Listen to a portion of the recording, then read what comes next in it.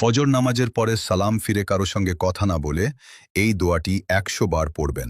আল্লাহর কসম করে বলছি, দুনিয়ার সব সম্পদ আপনার কাছে হাজির হয়ে যাবে। মাটি ধরবেন, ওই মাটিটা স্বর্ণ হয়ে যাবে।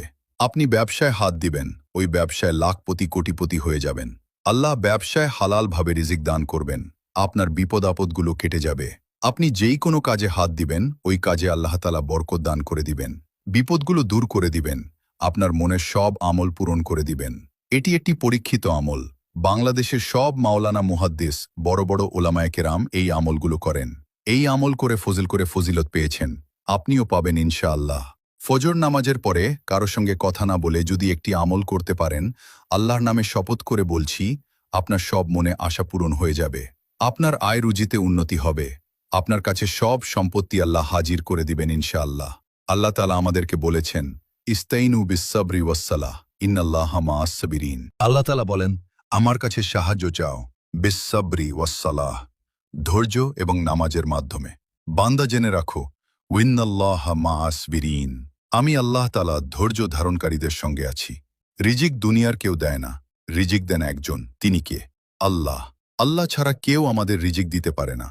আমার আল্লাহ রাব্বুল আলামিন আমাদেরকে রিজিক চাওয়ার মতো কিছু রাস্তা বলেছেন, কিছু সময় বলেছেন। ফজর নামাজের সালাম ফিরানোর পরে কারোর সঙ্গে কথা বলবেন না। ওই অবস্থায় থেকে ১০০ বার আমলটি করবেন। ১ মাস করবেন, আমার আল্লাহ তাআলা কামিয়াব দান করবেন। ১ মাস একটানা করা লাগবে।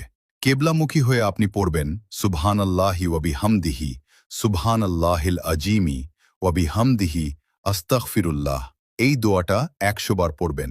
নবীজি সাল্লাল্লাহু আলাইহি ওয়াসাল্লামের উপর দুরূদ পড়বেন ১০ বার। ৩ বার সূরা ইখলাস পড়বেন। এই আমলটি ফজর নামাজের সালাম ফিরানোর পরে যদি আপনি করতে পারেন, আমার আল্লাহ তাআলা রিজিকের বরকত দান করবেন, বিপদ থেকে দূর করবেন। পৃথিবীর সব সম্পত্তি, পৃথিবীর সব প্রাচুর্য আপনার কাছে হাজির করবেন। কেননা আমার আল্লাহ হলেন ওয়াল্লাহু ইউদ্দুনইফু লিমাই ইয়াশায়ু ওয়াল্লাহু ওয়াসিউন আলিম। আমার আল্লাহ প্রাচুর্যের অধিকারী। আমার আল্লাহ সবকিছু চাইলে পারেন।